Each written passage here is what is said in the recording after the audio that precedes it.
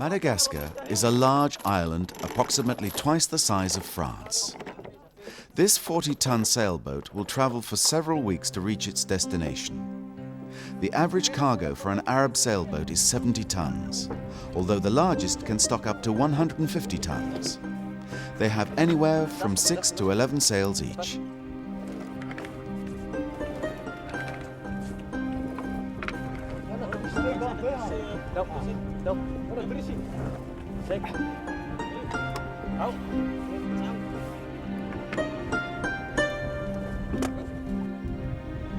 It's difficult to maneuver these boats. It takes a team of 7 experienced and competent men.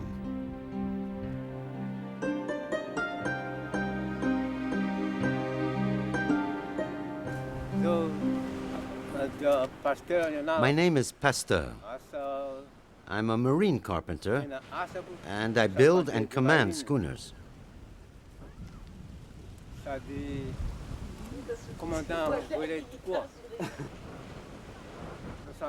I just turned 72. I started to build schooners in 1944. Since then, I've worked on the construction of more than 20. For me, the work is an ongoing family tradition. Schooners are entirely made out of wood, because there's no real road from the forest just south of Belo-on-the-Sea.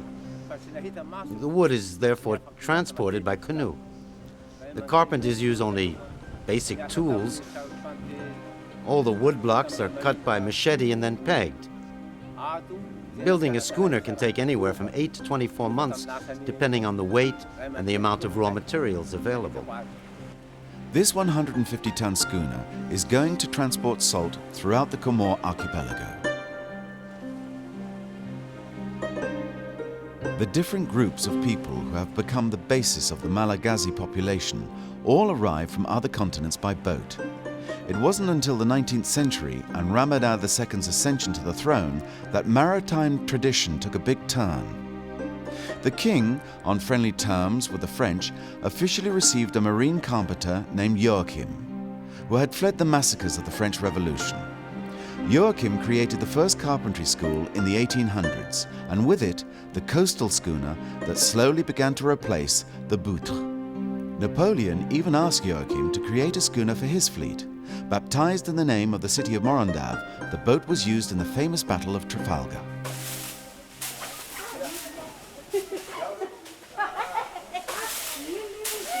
One of the main activities of Majunga is the braiding of sisal, which is used to make cords for boats. The sisal arrives by boat from the Comoro.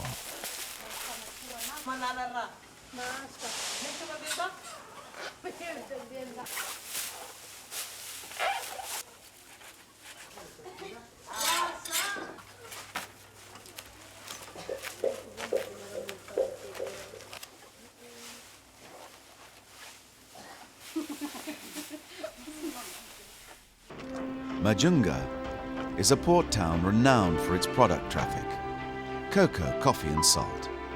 It's an important commercial center, the turnover point for all merchandise from the island and from the Comoro. This west coast port was officially decreed the port capital of Madagascar in the 18th century by King Saklava.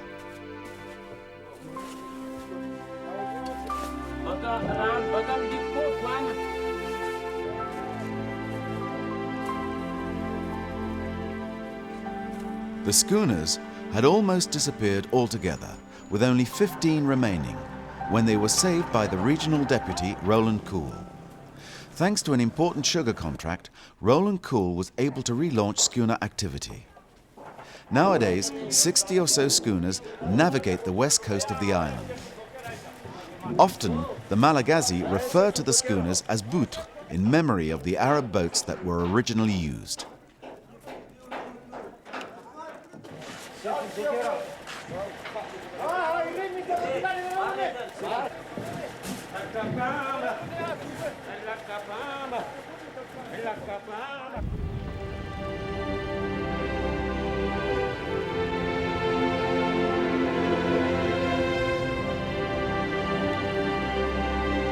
This boat, specialized in the transport of vanilla, is going to Nosy Bay, 300 kilometers north of Majunga. to load its cargo.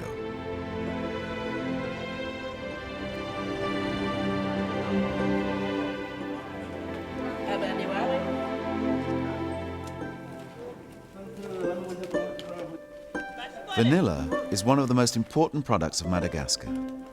This little green liane, part of the orchid family, climbs the length of wooden stakes. As soon as its flowers, which are called pods, are harvested, they're boiled.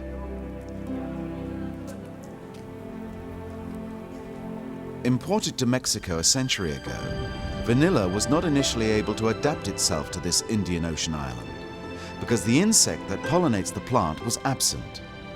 It was Edmund Albius, a former slave from the island of Réunion, who discovered the secrets of artificial fecundation. Since then, this method has been used on all Malagasy plantations.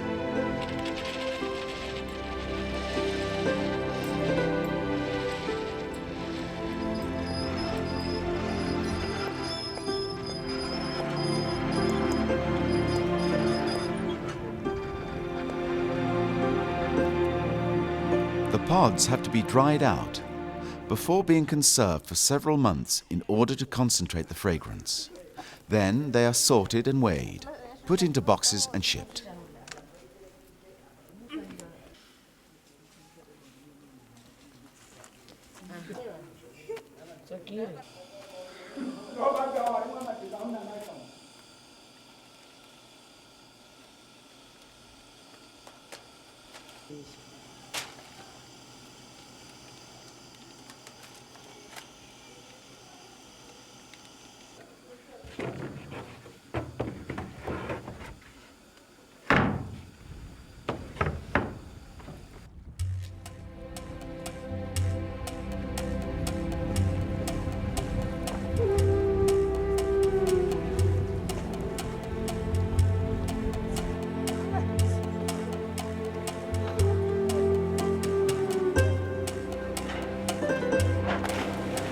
Docking in the Malagasy ports is a difficult operation because the boats don't always have a motor.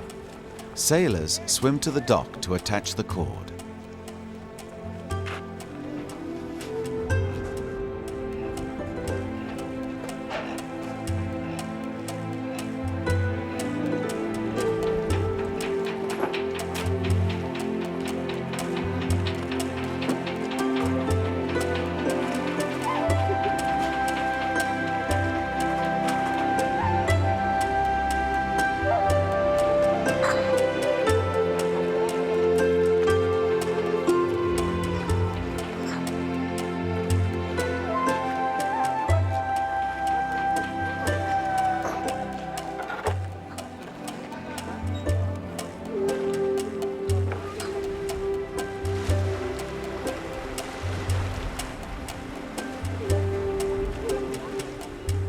These boats, often led by violent winds and storms, have to deal with substantial natural deterioration.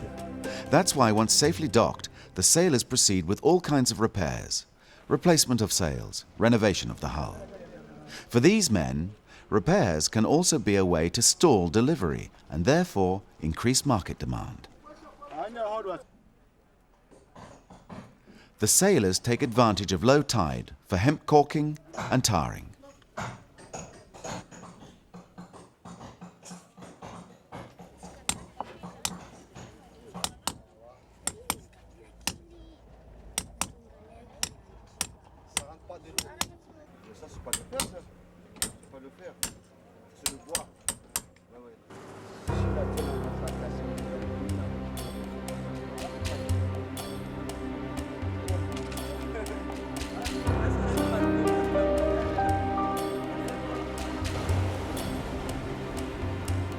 Both coastal schooners and boutres are slowly disappearing from the Mozambique Canal.